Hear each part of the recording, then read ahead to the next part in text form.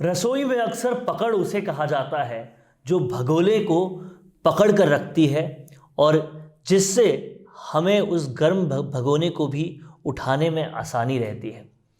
अगर वो पकड़ कमज़ोर हो तो उबलता हुआ दूध हर जगह गिर जाएगा। अगर वो पकड़ कमज़ोर हो तो शायद रसोई घर में सब कुछ खराब हो जाएगा। अब बस इसी रसोई घर को सियासत समझ लीजिए और पकड़ किसकी मजबूत होती जा रही है इस पर गौर कीजिए। आज हम बात करने वाले हैं राजस्थान कांग्रेस में ये पकड़ किसकी मजबूत होती जा रही है और कौन सियासत के भगोने को गिरने से बचा रहा है। इस पूरे वीडियो में इसकी हम बात लगातार करेंगे। नमस्कार, राजस्थान के सबसे बड़े विश्लेषण मंच पर आप सभी का स्वागत है। मैं हूं चेतना शर्मा आपके साथ और आप देख रहे हैं राजस्थान संवाद। तो आज हम बात कर रहे हैं पकड़ की।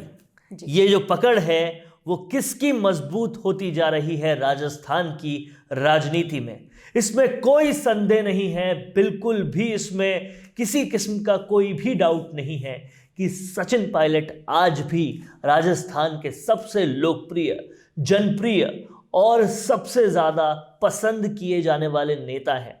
लेकिन सियासत की जो गणित है उसमें अपनी पकड़ और ज़्यादा मजबूत अशोक गहलोत ने भी कर ली है। इस बात को भी कहने से किसी किस्म का कोई संकोच नहीं होना चाहिए, क्योंकि अब विधानसभा उपचुनावों के बाद पंचायत चुनावों में भी 30 में से 19 सीट कांग्रेस लेकर आई है और जो लीडरशिप है वो पूरी तरह से अशोक गहलोत की इसमें गिनी जा रही है। कहीं ना कहीं ये पायलट खेमे के जो लोग हैं उनके लिए एक बुरी खबर के तौर पे भी देखी जा सकती है। देखिए, गहलोत को राजनीति का जादूगर कहा जाता है, वो यूं ही नहीं कहा जाता और वो जादू का कारनामा उन्होंने अब कर दिखाया है पंचायत चुनावों में।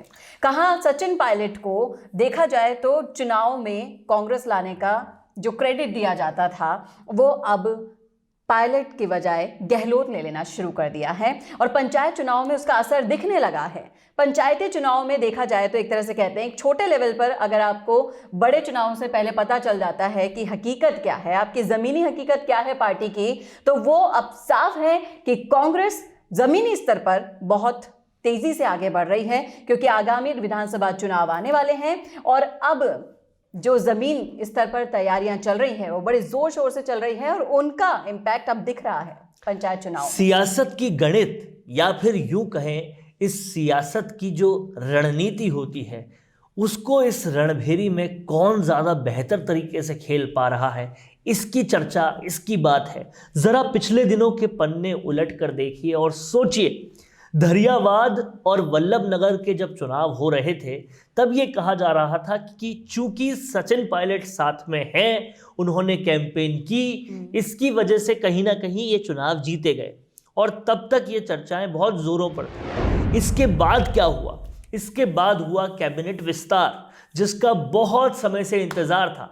उस कैबिनेट विस्तार में जो पूरी तरह से चेस था, शतरंज था राजनीति का, वो कुछ इस तरीके से चला गया कि देखने वाले देखते रह गए और वहाँ पर सचिन पायलट के खेमे के जो अहम 2 लोग थे, 3 लोग थे, 4 लोग थे, उन सब को दूसरे पाले में आने की पूरी तरह से इजाज़त दी गई और इस मोहब्बत से इजाज़त दी गई कि अपने करीबी लोगों को तो बना दिया सलाहकार और पायलट के लोगों को बना दिया मंत्री और इतने लोगों को तवज्जो देकर उनके सामने खोल दी अपनी बाहें और फिर वो गहलोत के बारे में कुछ बोलने को अब राज़ी नहीं है और अब एकदम टीम मेकिंग सी हो गई है। लेकिन सबसे बड़ी बात ये थी कि सामने वाली तरफ का जो राजा था वो आज भी वही है।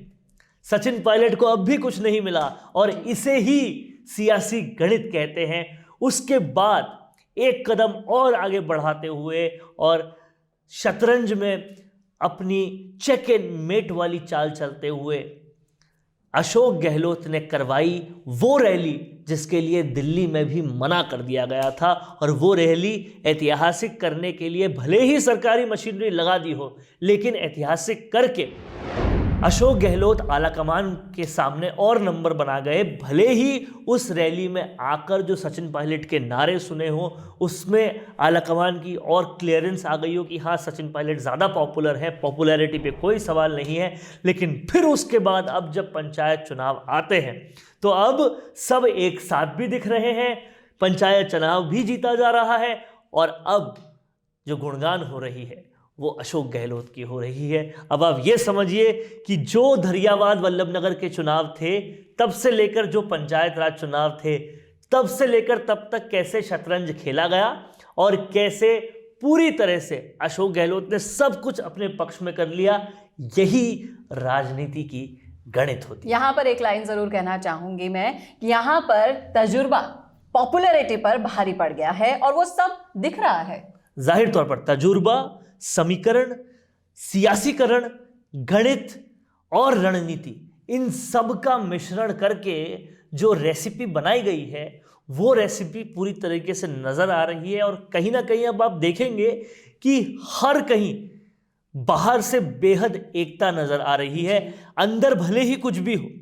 सुनने में आता है कि जो राजा विश्वेंद्र सिंह हैं वो भी बहुत दुखी हैं कि उनको जो पोर्टफोलियो दिया गया वो उससे कई ज़्यादा डिजर्व करते थे और वो बेहद दुखी हैं। हेमाराम चौधरी भी अंदर से दुखी हैं, रमेश मीणा भी अंदर से दुखी हैं, लेकिन सामने कोई कुछ नहीं कह सकता। अब इस तरीके से सारी जो शतरंज की गोटियां हैं वो चल दी गई है और अब 3 साल बीत चुके हैं कांग्रेस के, जहां पर 3 साल बीतने पर जो सरकार की उपलब्धियों को गिनाया जा रहा था तब केवल और केवल बाहरी तौर पर एक ही उपलब्धि जो राजनीति के जानकार हैं उनको नजर आ रही थी कि ये सरकार अपनी कुर्सी बचाने में कामयाब रही। और ये कोई छोटी उपलब्धि नहीं थी क्योंकि बहुत ज्यादा कांटों का ताज था और कोई मुख्यमंत्री होता गहलोत के सिवा तो ये काम कर भी नहीं पाता और इस्तीफा बहुत जल्दी मिल जाता। पर लेकिन ये जो जादूगरी की है वो सिर्फ और सिर्फ गहलोत ही कर सकते हैं। और उनका एक कथन जो उन्होंने कहा था कि अभी मैं कहीं नहीं जा रहा, अगले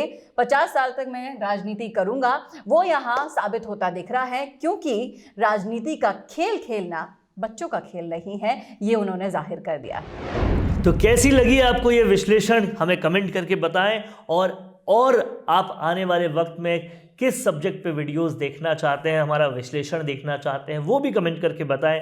देखते रहिए राजस्थान संवाद। नमस्कार। अपने इंटरव्यू के जरिए लोगों को अपने और अपने काम के बारे में बताने से बेहतर और कोई तरीका नहीं हो सकता। और वो इंटरव्यू अगर ऐसे चैनल पर हो जिसमें प्रदेश के 2,70,000 से भी ज्यादा लोग सब्सक्राइबर्स हो, तो आपकी आवाज को बुलंद होने से कोई नहीं रोक सकता।